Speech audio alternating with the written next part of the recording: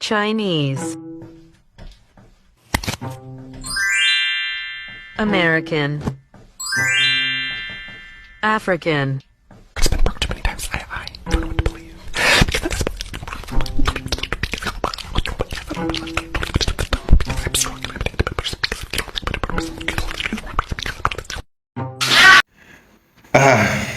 J'ai ri un peu et je voudrais vous inviter à rire avec cette vidéo-là.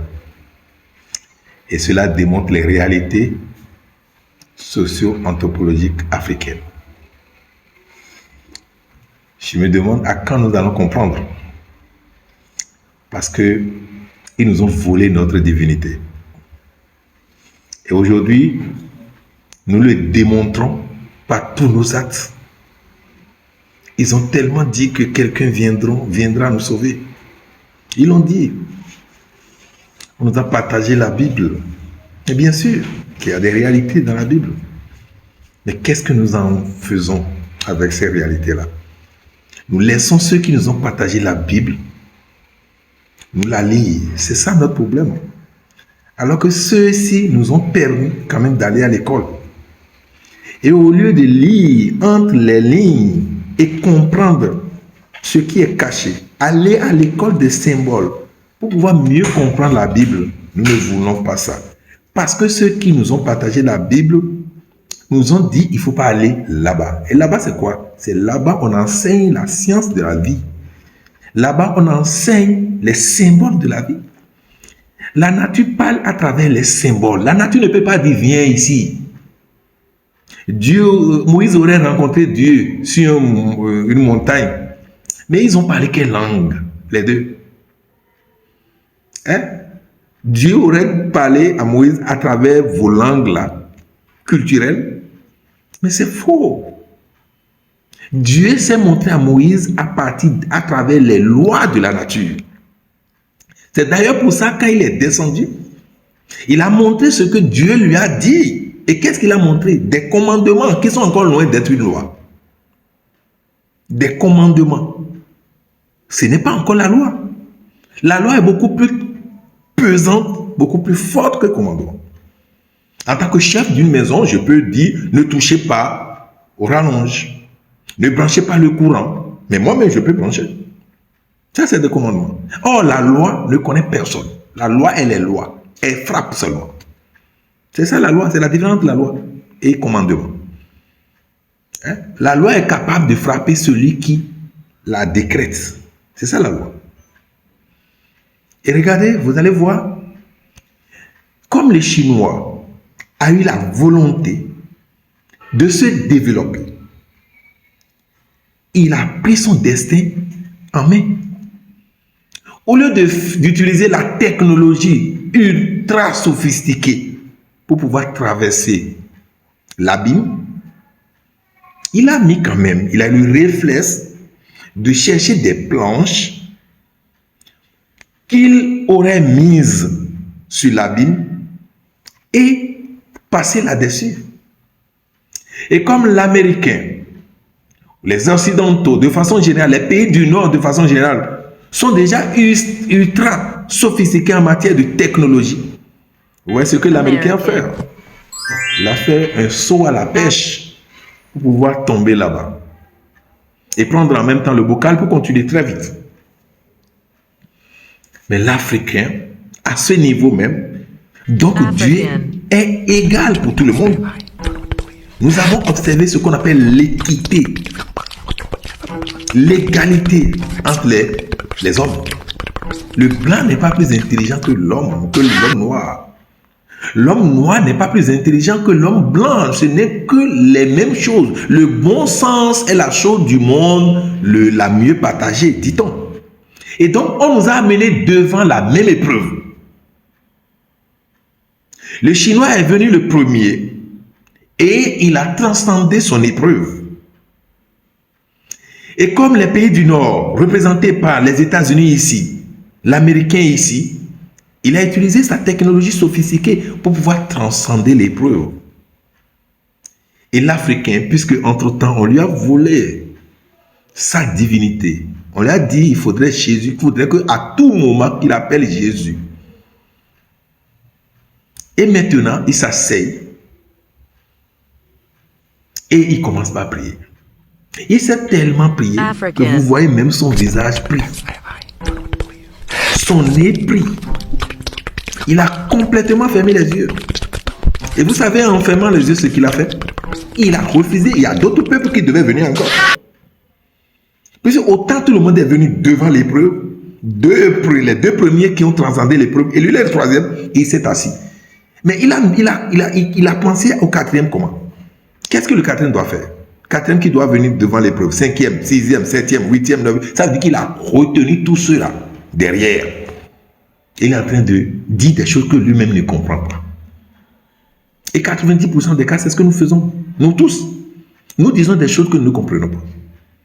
Au commencement, c'était la parole. Et dans la Bible de Josué, dans le livre de Josué, dans le livre d'Israël, et on cite.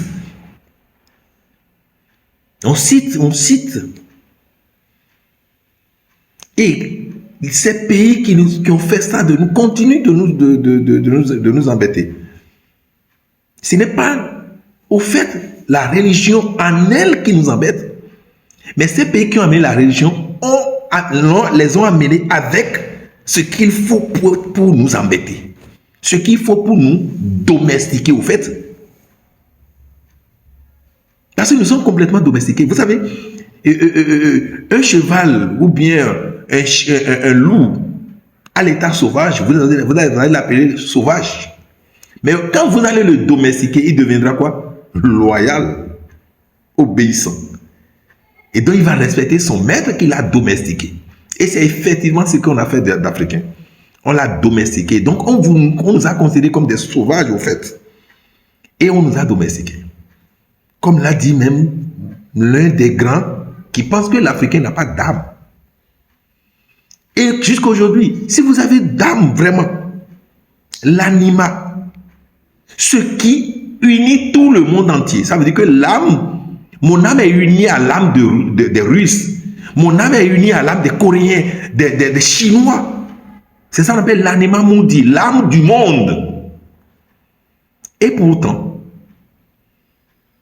on a formaté notre cerveau, on nous a moulés. Et nous sommes restés comme ça.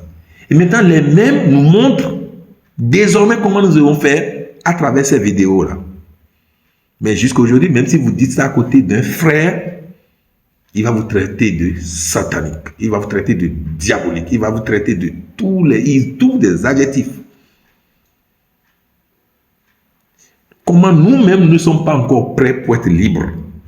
Les autres qui nous ont mis dans l'étau pensent déjà nous libérer. Et le pape l'a dit, que c'est nous qui avons amené la Bible aux Africains. Aujourd'hui, nous disons telles choses qui sont dedans ne sont plus d'actualité et l'Africain refuse. L'Africain refuse. Mais la Bible veut dire biblios, vient du mot biblios qui veut dire bibliothèque. Et bibliothèque, c'est l'ensemble de plusieurs livres. Comment vous allez prendre des livres, beaucoup de ces livres, et comprendre tout ce qui est dedans à la lettre? Ce n'est pas possible pour vous. Et vous lisez une partie qui dit quelque chose et une autre partie va contre ça. Parce que vous lisez une partie du tout. Et vous voulez interpréter une partie du tout sans avoir le tout en conscience. C'est impossible. Pour expliquer la Bible et comprendre chaque mot entre les lignes, il faut tout lire et voir la globalité. Or, regardez un livre aussi dense. Donc, vous ne pouvez même pas comprendre quand vous le faites. Mais si vous allez dans la notion des symboles, vous allez comprendre. On ne peut pas dire, Dieu ne peut pas te donner de mains et de pieds et de cerveau pour pouvoir passer sur un vide. Et tu vas t'asseoir pour dire, Dieu encore vient m'aider à ce niveau-là. Hein? Quelle aberration! Quelle est cette manière pour les Africains de pouvoir comprendre les livres importés? Prie et va chercher, va réfléchir. Oui, il n'est pas interdit de prier. Prie et va réfléchir. Prie, va travailler. Et il ne faut pas travailler de façon mécanique, il faut travailler un peu avec le cerveau. Prie ton Dieu, prie ton Jésus, c'est un grand des grands. Prie ton Mahomet, c'est un grand des grands. Prie ton Bouddha, c'est un grand des grands.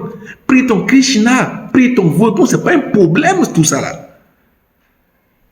Mais au lieu d'aller chercher une planche, au lieu de réfléchir peut-être pour pouvoir même vous envoler le vide, c'est ce que l'Américain a fait. Il a survolé le vide pour tomber là-bas. L'autre a compris que je n'ai pas encore les mêmes notions, donc je peux quand même mettre une planche. Vous pensez que l'Américain n'a pas prié avant de pouvoir réaliser ce qu'il a fait? Il a prié d'abord et il a réfléchi après la prière pour pouvoir trouver ce qu'il faut afin de transcender l'épreuve. Le Chinois aussi a prié, parce que tout le monde sait prier, tout le monde quand même sait qu'il y a un être, il y a quelqu'un qui est quelque part, il y a une intelligence plus dense que toutes les intelligences. Et il faut prier pour demander cette intelligence un peu. Et lorsque vous priez, vous vous levez et cette intelligence va vous aider à pouvoir trouver la solution à l'épreuve qui est là. Il a fini de prier et il veut passer avec la foi à travers le vide. Et lorsque même avec foi, vous voulez marcher comme ça, vous allez tomber dans le vide. Qui passe sur le vide tombe dans le vide. C'est une notion de la vie. Qui passe sur le vide doit tomber dans le vide. Et c'est comme ça il est tombé comme ça. Il est tombé bête. Et quand il va retourner voir celui qui l'a prié tout à l'heure là, celui-là va dire, mais tu es bête. Moi, je t'ai créé à mon image. Et si je suis comme toi, je ne vais pas créer comme ça, fermer les yeux. Vous comprenez pas, c'est comme ça. Même dans la Bible, dans le livre de Genèse, quand Dieu a fini de créer le monde, rien n'est apparu. Il a fallu qu'il n'y ait plus d'abord. C'est quand il n'y a plus que tout ce qu'il a créé a commencé à pousser. Allez retourner dans la Bible et lire. La Bible est écrite pour les initiés. Et non pour n'importe qui. Non, c'est pas comme ça. On ne peut pas écrire pour n'importe qui. On ne peut pas écrire un livre aussi dense. Le livre le plus lu du monde. Et on va écrire ça seulement pour n'importe qui. Et du moment où c'est un livre comme ça, il faut véritablement poser ses pieds à terre. Demander l'aide de ceux qui ont atteint ce niveau d'écriture. Pour qu'ils nous amènent à comprendre la profondeur de leur pensée quand ils étaient en train d'écrire. Loin de nous l'idée d'embêter une religion. Au fait, j'ai dit, la religion en elle-même n'a pas de problème. Mais pour conquérir l'Africain, on a mis ce qu'il faut. On a habillé la religion avec ce qu'il faut pour pouvoir voler l'âme de l'Africain. Et jusqu'à aujourd'hui, l'Africain ne court pas à la récupération de son âme. Même si quelques consciences s'éveillent. Et je suis sûr que, comme l'a dit même la Bible, le temps viendra où les vrais adorateurs du Père le feront en esprit et en vérité. Quand ce sera en esprit et en vérité, vous serez dans la spiritualité vraie et vous pouvez tout réaliser. Fabriquer des avions, rentrer dans une technologie forte et passer les vides là, avec amour, sans jamais tomber dans le vide. J'ai dit.